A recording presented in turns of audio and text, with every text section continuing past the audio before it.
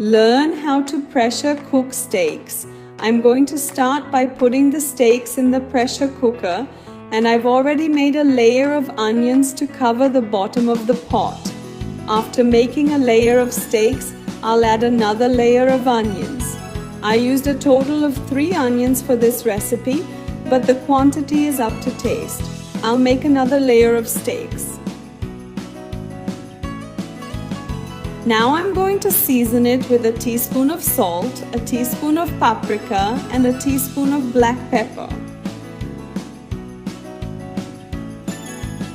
3 cloves of garlic which I've cut into larger pieces. Every time I make this recipe with steak here at home, there's nothing left over. Everyone loves it. It really is very tasty. There's chopped parsley and chives, and the amount is to taste. Now I'm going to cover my pot. There's no need to add water, and I'll let it cook for 30 minutes after it comes under pressure. And look how wonderful our pork steak is. I didn't add any water because the steak already releases a lot of water, and so does the onion. Look how delicious it is. Our pork steak is well cooked and tender, people. It's super delicious.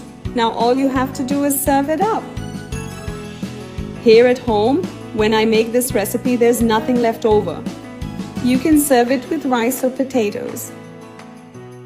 So that's it, my loves. I hope you enjoyed it, and see you in the next video. Bye bye.